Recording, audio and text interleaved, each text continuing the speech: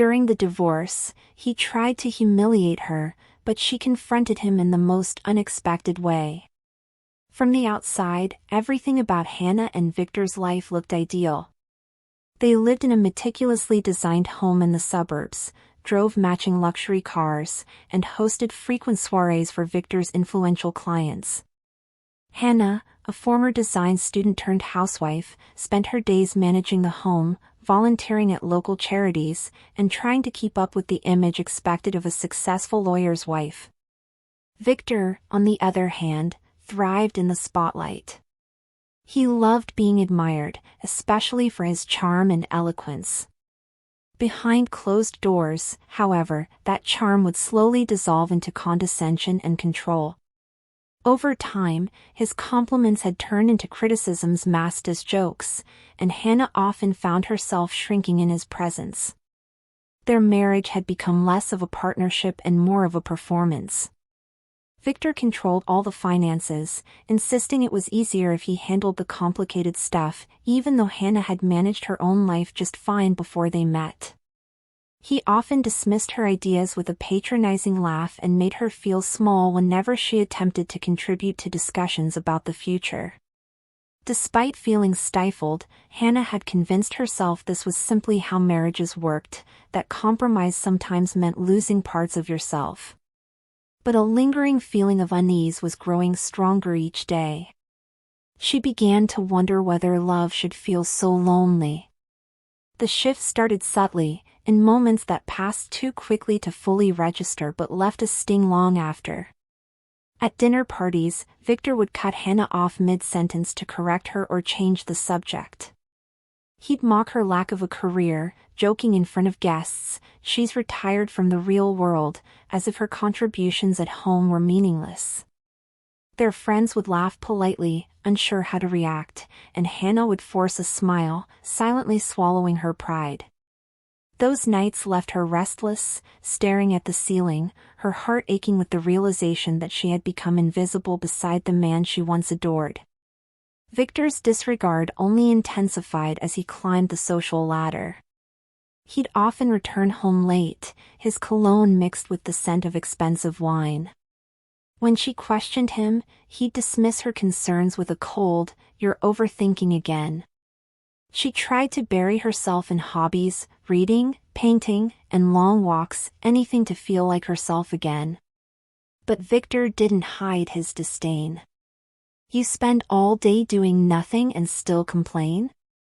Must be nice," he scoffed one morning as she folded laundry. The weight of his words settled in her chest like bricks.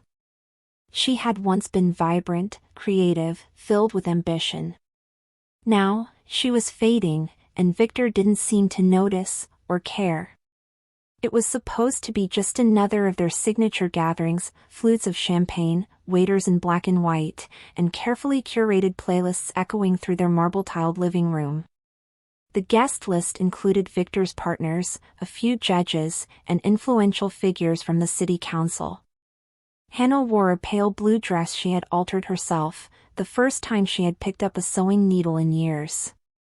She felt proud, even a little excited. But as she joined the group near the fireplace, Victor raised his glass and said, "My wife may not work, but at least she has time to be fashionable." The group chuckled. Hannah felt her face flush, her smile stiffening as every eye turned to her, silently judging. Later, in the kitchen, while clearing glasses, she overheard one guest murmur, "She's pretty, but clearly not on his level." That sentence hit her harder than Victor's comment. The night ended with Hannah scrubbing dishes alone while Victor bragged in the living room. When she finally emerged, he barely looked up. "Try not to embarrass yourself next time," he whispered with a smirk before returning to his guests. That night, Hannah stared at her reflection in the mirror, wondering when she had started believing that she deserved this. She didn't cry. The pain had evolved into something else, an unfamiliar fire she hadn't felt in years. The silence in their home became heavier. Conversations were short and practical, schedule changes, event reminders, grocery lists, but nothing more. Hannah started waking up before sunrise just to feel a moment of peace before Victor's presence consumed the house. She'd make coffee and sit on the back porch, staring into the gray morning light, wondering who she had become. The woman who once dreamed of building her own studio, who used to sketch for hours, who laughed freely with friends, where had she gone? Victor never noticed her morning disappearances. If he did, he didn't care. He was either buried in legal briefs or flirting on the phone. One rainy afternoon, Hannah found an old sketchbook buried at the back of their storage closet. The pages were filled with designs from her college days, before she dropped out to move with Victor to another state. Her hands trembled as she turned the pages, her heart aching with nostalgia and regret. The drawings were bold, expressive, raw, everything she no longer was. She pressed her fingers to the paper as if trying to absorb the courage she once had.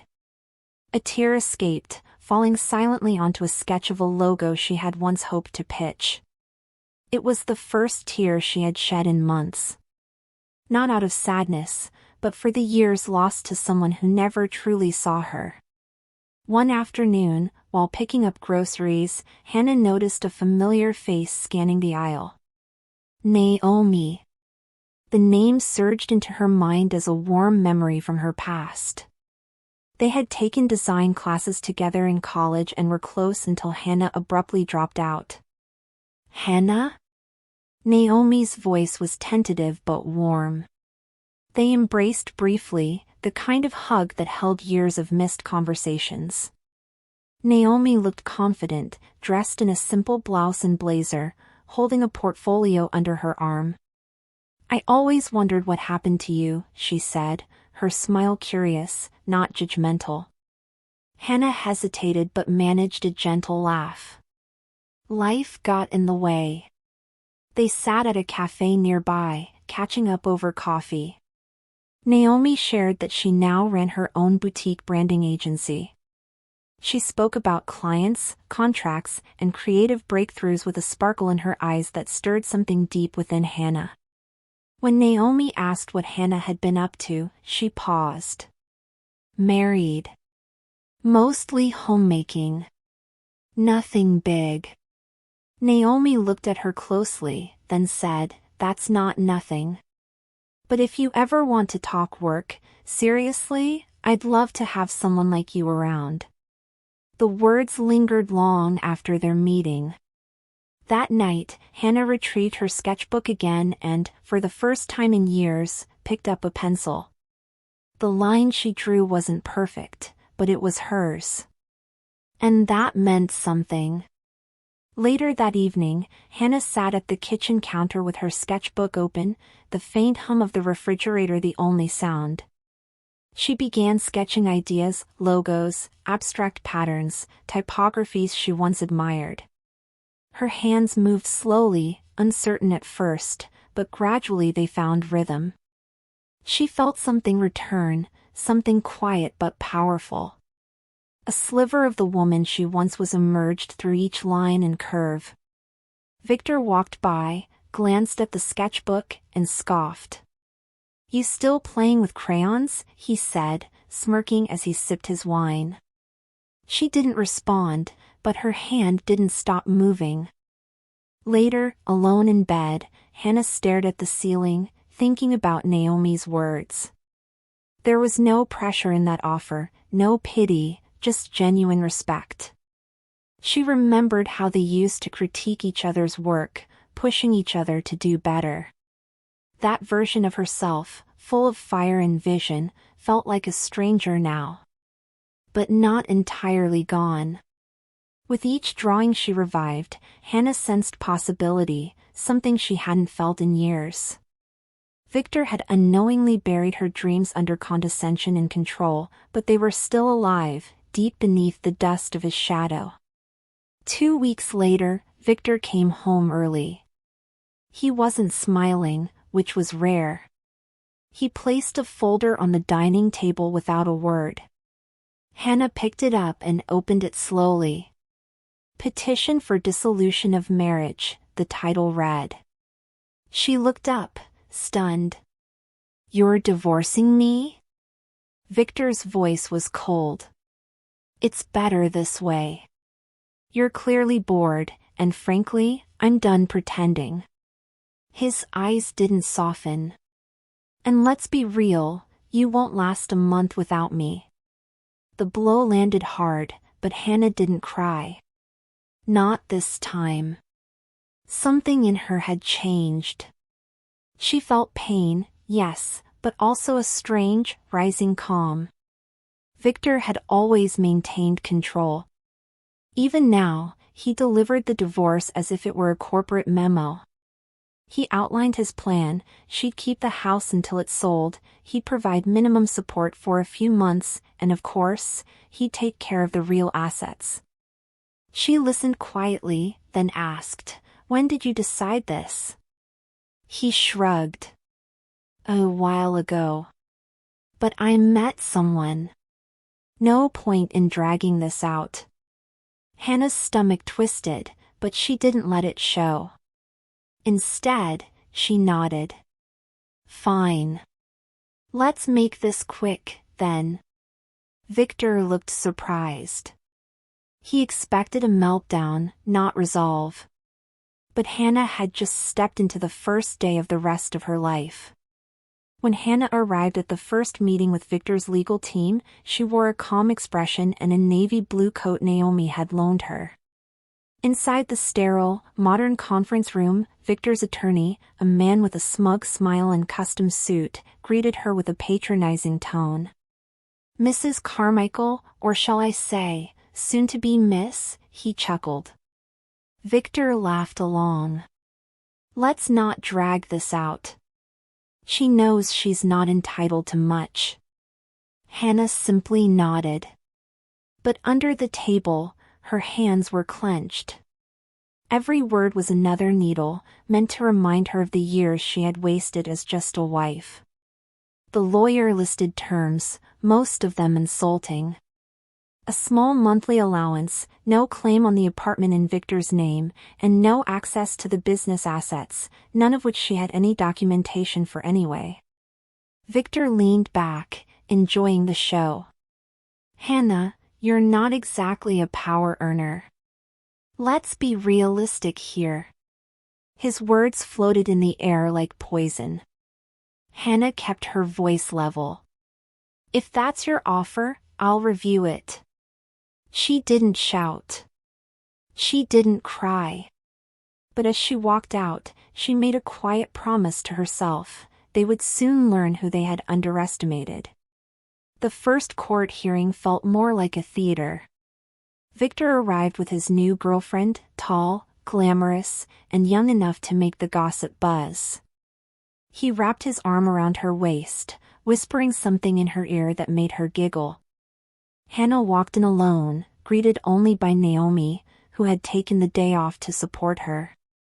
As they sat in the courtroom, Victor's lawyer spoke with confidence, listing how generous Victor had been offering anything at all.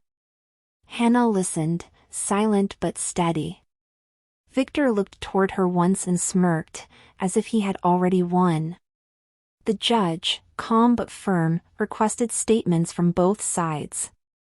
Victor's team painted Hannah as a housewife who contributed little, relying entirely on her husband's generosity. Hannah's response, prepared by her new attorney, Naomi's recommendation, was quiet but strong. She gave up a career to support his. Raised his nephews when his brother fell sick. Managed his social calendar, proofread his briefs, helped design his firm's logo. Victor's face twitched. That last part wasn't supposed to come up. But Hannah had documentation now. And the court was starting to take notice. After court, Naomi took Hannah to a nearby cafe to unwind. "You handled yourself perfectly," she said, pushing a coffee toward her. Hannah looked drained but nodded. "I didn't know how exhausting this would be." Naomi hesitated for a moment, then leaned forward. "Listen. I meant what I said the other day. I need someone I can trust for a new branding contract. It's remote, flexible. You'd be perfect for it. Hannah blinked, unsure. You really think I'm ready? Naomi smiled. You were ready years ago. You just forgot. The words struck a chord deep inside her. Later that night, Hannah opened her email to find the contract Naomi had mentioned. It wasn't charity, it was a serious project, for a luxury cosmetics company launching a rebrand. She stared at the brief, heart pounding. The colors, the tone, the target audience, it was everything she loved working with in college. She reached for her sketchbook and began to draw. This time, not for herself. Not as therapy. But as a designer, ready to prove her worth to a world that thought she had disappeared. Hannah dove headfirst into the project. Her days began early, with sketches covering the dining table, her laptop open beside her, color palettes spread like puzzle pieces. Each design brought her closer to the identity she thought she had lost. She sent Naomi her drafts, unsure of herself, but Naomi responded with, "These are brilliant." For the first time in years, Hannah felt seen not as someone's wife, but as a professional with value. She worked late into the nights, not out of desperation, but out of something deeper, passion reborn. One evening, as she refined a font for the logo, she felt a shift within herself. It was no longer about proving anything to Victor. It was about reclaiming the part of her that had waited quietly, patiently, beneath layers of silence. With every revised stroke and polished mock-up, her confidence returned. She didn't notice the time or the growing pile of dirty dishes. She only noticed the quiet thrill of being fully alive again. As the brand launch neared, Naomi invited Hannah to the client presentation. "They want to meet the designer," she explained. Hannah hesitated. "I haven't been in a boardroom in years." Naomi smiled. "Trust me, you belong there." At the sleek downtown office, Hannah felt a flicker of old nerves. But as the presentation began, and her designs appeared on the screen, her voice found clarity. She explained her choices, the emotions behind each layout, the strategy in each curve, and the room listened. Afterward, the CEO approached her directly. "Your work is powerful," he said. "You captured more than just aesthetics, you understood our story." That moment felt surreal. Hannah, who had once sat quietly behind Victor at galas, now stood as the architect of something truly her own. On the ride home, she stared out the window, hand clasped over her chest. She hadn't just found strength, she had remembered it had always been there. 2 weeks later, Naomi called with excitement. The client wants to extend the contract for a second phase. They're thrilled with your work. Hannah sat speechless. They want more? Of course they do, Naomi laughed. And there's talk of featuring the brand's rebirth story in a magazine. Your name will be in print. Hannah could hardly believe it. For years, she had been reduced to silence and shadows. Now, her name would stand alone, beside something she built with her own hands. That evening, she opened a bottle of wine, alone, and toasted to the woman she was becoming. She walked through the quiet house, remembering the nights she spent crying silently, the mornings she forced herself to smile. Those memories still lived in the walls, but they no longer held power over her. She had made something real, something that could not be mocked or erased. And somewhere deep inside, she knew this was only the beginning. Victor, meanwhile, began to hear whispers in his circles. Clients talking about a fresh new branding campaign that had taken over the market. He didn't pay attention until one of his old clients canceled a rebranding deal with his recommended firm. We're going in a different direction, they said. Have you heard of HM Designs? The name didn't register at first, but when he saw the logo, sleek, confident, unforgettable, his stomach twisted. That minimalist aesthetic, it looked eerily familiar. Curious and increasingly uneasy, Victor began searching. When he saw the campaign featured in a business magazine, his eyes widened. Creative Director, Hannah Morgan. His breath caught. It couldn't be. Not his Hannah. The same woman he used to mock for wasting her time doodling at home. The article praised her innovative thinking and bold style. Victor sat in his office, the silence deafening. He had left her behind, confident she would fade. But she had just begun to rise. Victor's new girlfriend noticed the tension. You've been moody lately, she said, filing her nails. Something wrong at work? He didn't respond. At the firm, murmurs were growing louder. His junior partners were restless, clients shifting away, and then came the final blow. A major cosmetics brand, once a loyal client of his firm, publicly credited Hannah's branding team for their successful relaunch. Victor felt the control slipping from his hands. Meanwhile, Hannah received an invitation to speak at a creative leadership summit. Naomi grinned. You're the talk of the industry now. Hannah stared at the invitation, her name printed at the top. She used to sit silently beside Victor at events like these. Now she would be standing on the stage. As she looked out the window, the city lights shimmering, she felt it clearly, her storm had passed. Now it was his turn to face one. The annual fashion gala was the type of event Victor used to drag Hannah to, his arm proudly around her waist as if she were a trophy. This time, she entered through a different door, not as someone's wife, but as an honored guest. Her name was on the list of featured creatives. She wore a custom gown, simple, tailored, and striking in color. The moment she stepped inside, heads turned. Conversations hushed. Photographers snapped without needing a prompt. Victor, across the hall with his new partner, caught sight of her and froze.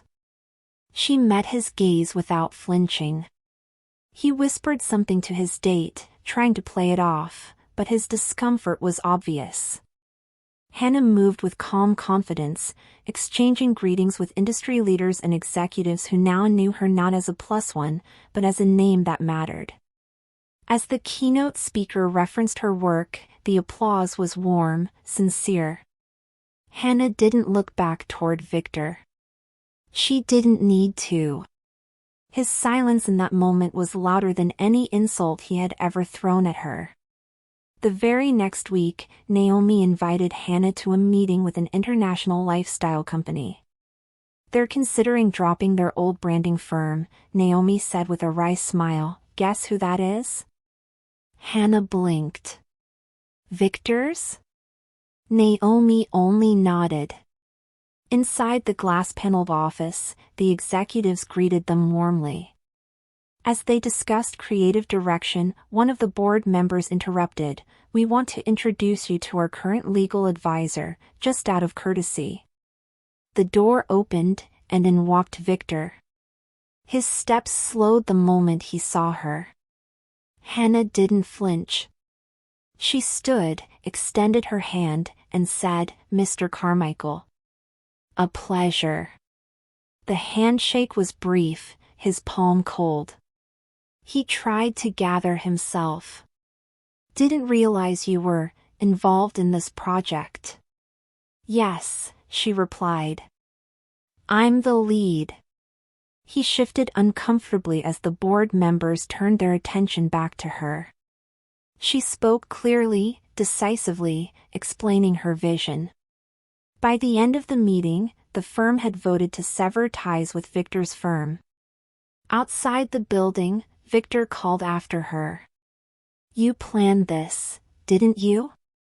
She turned, calm. "No, Victor. I just did the work." In the weeks that followed, more of Victor's clients jumped ship. It wasn't just about business, it was about reputation. His ex-wife, once dismissed as irrelevant, was now a rising icon in the branding world.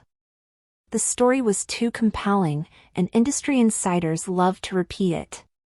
At one networking event, a former colleague of Victor's commented, "Funny how she was always in the background." Turns out she was the real talent. Victor's attempts to defend himself only made things worse. He sounded bitter, desperate, small. Meanwhile, Hannah was featured in a podcast about reinvention. When asked how she managed to bounce back after a humiliating divorce, she answered with grace, "I didn't bounce back. I stepped forward. The version of me that allowed herself to be minimized no longer exists." Listeners applauded her strength, her clarity. She wasn't just telling a story, she was inspiring a shift in others. Her inbox filled with messages from women in similar situations, thanking her for showing that dignity and strength don't require shouting. Just steady, unwavering truth. Victor's real panic began when his accountant raised a red flag. "There's a silent partner listed in one of the firm's side ventures," he said. "A dormant LLC created under both your names when you were still married." Victor brushed it off at first, until the numbers revealed something more alarming. That LLC now held shares in one of the firms collaborating with Hannah's agency. She had quietly exercised her rights, thanks to Naomi's legal team, and now had controlling interest in a key project linked to Victor's business. "She can't do this," he snapped. Actually, the accountant said, she already has. When Hannah received the legal confirmation of her new stake, she didn't gloat. She didn't need to. It was simply justice, a detail Victor had carelessly signed years ago, never imagining she would find her strength. Naomi called it poetic. "He tried to erase you. You became the signature." Hannah reflected on that for a long time. Not every battle needed noise. Some victories were quiet, clean, and absolute. And they hurt even more when delivered with silence. Naomi saw the storm Victor was now trapped in, and she didn't flinch. "You know," she told Hannah one afternoon, "you don't need to involve yourself with any more of his mess. But if we want to seal this chapter, there's one more thing." She had been working with her legal team to uncover all the assets Victor had hidden during the early divorce proceedings. Turns out, he wasn't just arrogant, he was sloppy. Hidden accounts, diverted invoices, all designed to minimize his exposure. Hannah stared at the documents. "And this is admissible?" Naomi nodded. "It's not revenge. It's restitution." Hannah hesitated. Not because she feared confrontation, but because she no longer felt he was worth the energy. Still, something inside her knew this was about more than money. It was about accountability, dignity, truth. She signed the petition Naomi handed her. "Let's finish this," she said. Not with bitterness. Not with glee. Just a quiet resolve. Victor had always believed he controlled the narrative. He was about to learn that the ending didn't belong to him anymore. The legal filing Naomi initiated didn't stay private for long. A leak made its way to a mid-tier business blog, and within days, larger platforms picked it up. Rising designer confronts ex-husband in hidden asset dispute, one headline read. The irony was too rich for the media to ignore, a woman once discarded now facing her powerful ex-husband in a courtroom not as a victim, but as an equal. Requests for interviews flooded Hannah's inbox, but she declined them all. Her silence made the narrative even stronger. Victor, however, couldn't escape the public eye. His firm's credibility took a hit, and partners began distancing themselves. Former clients reconsidered associations. At a board meeting, one investor bluntly asked, "If you couldn't see your wife's value, how can we trust your judgment?" Victor stared at the table, humiliated in front of men who once praised him. Meanwhile, Hannah stayed out of the spotlight, letting her work and dignity speak louder than any headline ever could. Under pressure from his firm and fearing deeper reputational damage, Victor's publicist arranged an official statement. He released it through a well-known legal journal, claiming regret for past personal decisions and praising Hannah's unexpected success. But the apology was hollow, clearly orchestrated. Hannah read the statement once and closed the article. Naomi asked if she wanted to respond. "No," she said. "Some apologies aren't meant to be accepted. They're meant to be noticed." That same day, Hannah received a handwritten letter delivered to her office. It was from Victor. This time, no legal jargon, no publicist spin, just shaky handwriting on a plain page. He spoke of loneliness, of shame, of watching her become everything he refused to see. It wasn't a plea for forgiveness, just a confession of failure. Hannah read it slowly, twice. Then, she folded it carefully and placed it in a drawer. She wouldn't forget what he did, but she also wouldn't carry it any longer. The courtroom was quieter than before. No press. No spectators. Just Victor, his lawyer, and Hannah seated across from them. Her attorney calmly outlined the assets Victor had attempted to hide, complete with dates, transactions, and shell company details. Victor remained silent, his expression pale and hollow. The judge didn't need long. The ruling was clear: restitution owed, full financial disclosure mandated, and a formal audit of Victor's firm underway. Outside, as Hannah stepped into the late afternoon light, she felt the weight finally lift. Not because she had won in court, but because she had walked every step of this storm with grace. Victor exited moments later, his gaze low. For a second, their eyes met. He opened his mouth to speak, but she turned and walked away. Some words no longer needed to be heard. Some people no longer needed to be followed. Weeks passed, and the dust settled. Hannah no longer woke up thinking of courtrooms or legal strategies. Her days were filled with pitches, color schemes, team meetings, and creative reviews. She even began mentoring young designers, women who reminded her of the girl she used to be. At home, she cleared out the last box of Victor's belongings and donated it all. The closet felt lighter. So did her chest. It wasn't about letting go of the past. It was about not letting it define her anymore. On a quiet Sunday morning, she sat on her porch with a cup of coffee and her sketchbook. No deadlines. No pressure. She drew a woman standing on a hill, wind blowing, hands wide open to the sky. There was strength in the lines, freedom in the shading. For the first time in a long time, Hannah smiled not from relief, but from joy. She had come through fire not burned, but forged. While organizing old boxes from the attic, Hannah stumbled upon a notebook she hadn't seen in years. Inside were pages of ideas, brand concepts, notes from college lectures, plans she had once scribbled down late at night while dreaming of opening her own studio. She sat cross-legged on the floor, flipping through the worn pages. The handwriting was messier, the sketches more naive, but the ambition was unmistakable.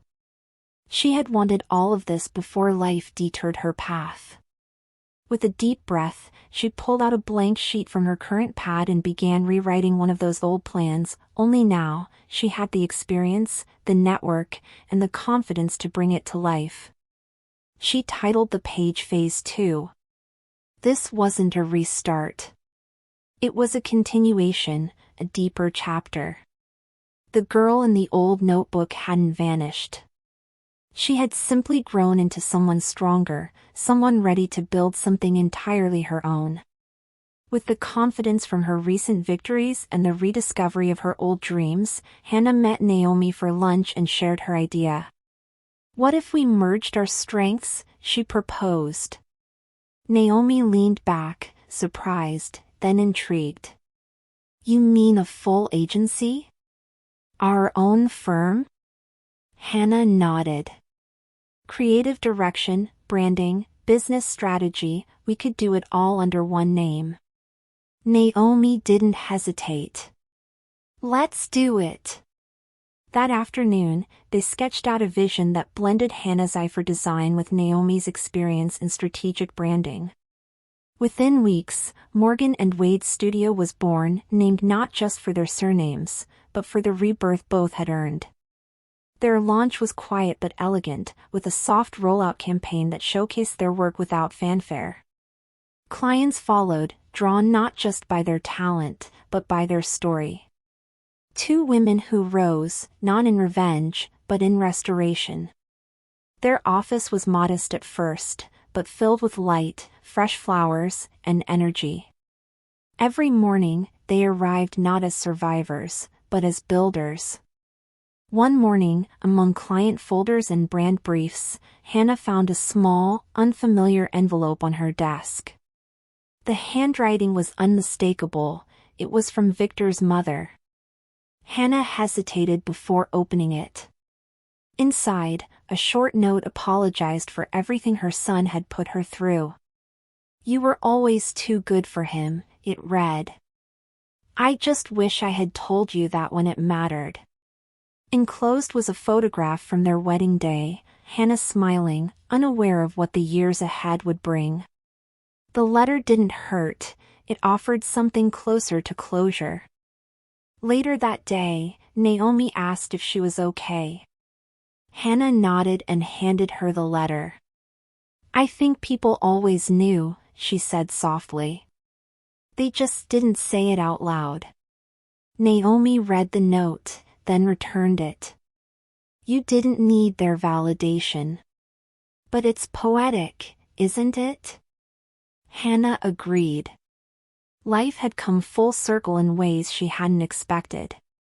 And now, as painful as some memories were, they no longer held power over her. Victor's firm had lost its edge.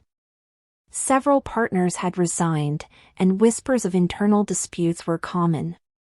But Hannah never mentioned him. Not in interviews, not in meetings, not even in private. "Why don't you ever talk about him?" a journalist once asked.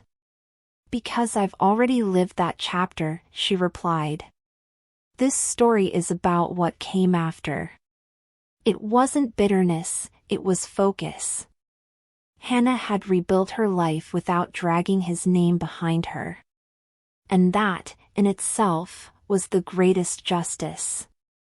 One evening, while reviewing a campaign late at the office, she received a message from a former mutual acquaintance. "He's asking around about you," it said. Hannah stared at the screen for a moment, then turned it off. There was no need to respond. No need to feed the memory of a man whose opinion no longer shaped her. She had made peace not by erasing him, but by outgrowing him entirely. With Morgan and Wade's studio thriving, Hannah finally moved into her dream home, modest, full of sunlight, and surrounded by trees. She planted her own garden, filled the shelves with design books and photos from her travels. In one corner stood her favorite chair beside a large window, where she often sketched and sipped coffee at dawn. There were no shadows left in this home. Just space for who she had become. She was invited to speak at universities, conferences, and women's networks, often greeted with, "Your story inspired me."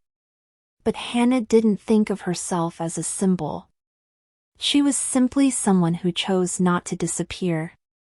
Her story wasn't about revenge or fame, it was about identity. Reclaiming it, nurturing it, and living it fully. And through that, she had become something far more powerful than Victor could have ever imagined.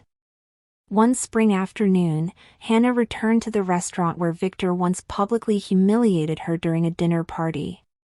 This time, she walked in with a client, her team's newest account. The manager recognized her immediately and greeted her with an apologetic tone. "We hope your experience will be different this time," he said. She smiled. "It already is." They were seated at the best table, where the light fell perfectly on the crystal glasses and fresh linen. As the meal progressed, the client leaned over and said, "You carry yourself with such clarity, it's magnetic." Hannah thanked him, her smile gentle. She glanced across the room, noticing a new couple seated where she once sat with Victor years ago. But it didn't sting. It didn't even echo. That version of her no longer lived here. She had left behind the silence, the fear, the humiliation, and in its place, built a life of vision, integrity, and strength. And in that moment, Hannah knew the story had never been about the divorce. It had always been about the return.